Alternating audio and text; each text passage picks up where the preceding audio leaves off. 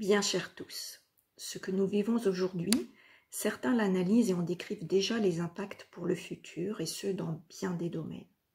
Alors qu'est évoqué un possible traitement pour ce virus couronné, arrêtons-nous ensemble sur l'effet secondaire qui nous a tous atteints dès les premiers jours du confinement, ce qui se passe en chacun de nous. J'ai baptisé cela le syndrome du mouton à 5 pattes qui fait du ski. Quelle expression incongrue, j'en conviens, comme si le mouton avait besoin d'une 5e patte pour courir plus vite. Cette quête du mouton à 5 pattes, dans la situation inhabituelle à laquelle nous faisons face, c'est assurer notre activité professionnelle ou scolaire, quelle qu'elle soit, tout en ayant simultanément bien d'autres rôles. Par exemple, pour nous adultes, un rôle d'enseignant pour nos enfants, de coach professionnel pour notre conjoint, de logisticien, de cuisinier, d'animateur et même de diplomate, important en ces temps, avec un niveau d'exigence égal dans tous les domaines. Est-ce vraiment possible? Est-ce vraiment raisonnable? Notre quête du mouton à 5 pattes concerne aussi la recherche d'outils pour faire face à ce qui ne correspond plus du tout à nos usages habituels. Rechercher la méthode, la solution. Pour certains d'entre nous, il s'agit aussi d'essayer d'habiter nos journées, de trouver des occupations. Et il y a aussi toutes nos situations personnelles, celles des élèves, celles des adultes, situations parfois très douloureuses. Et voilà que nous courons après un mouton à 5 pattes qui fait du ski.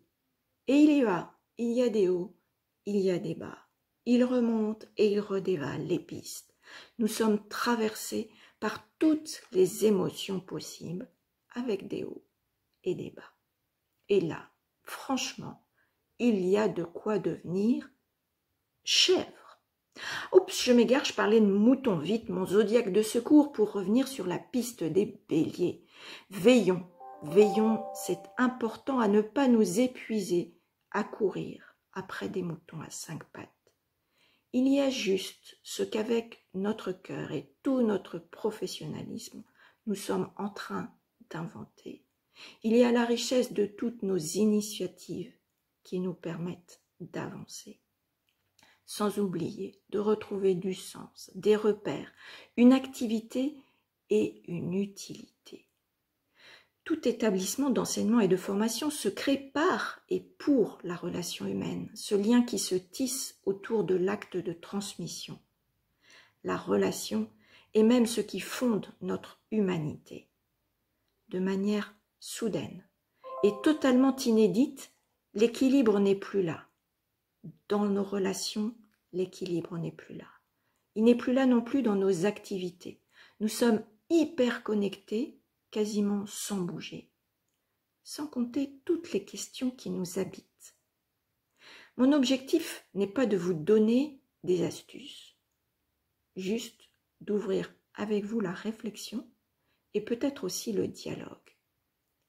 Donner sens à ce que nous vivons et le mettre en dialogue est vital, nous rappelle Jean-Dominique Michel, anthropologue de la santé. Alors prenons le temps de retrouver un nouvel équilibre. Prenons le temps de refaire l'unité en nous. C'est aussi accepter nos limites, nos fragilités, c'est faire de la place pour nos questions, c'est accepter ceci. Nous n'avons pas pouvoir sur tout. C'est tout simplement être humain, être nous. Pour terminer, faisons nôtre cette citation du philosophe André Comte-Sponville. La vraie sagesse, c'est d'aimer la vie telle qu'elle est, pas de l'enjoliver. Alors plus que jamais, prenons soin de nous et prenons soin les uns des autres. Bonne semaine et à bientôt.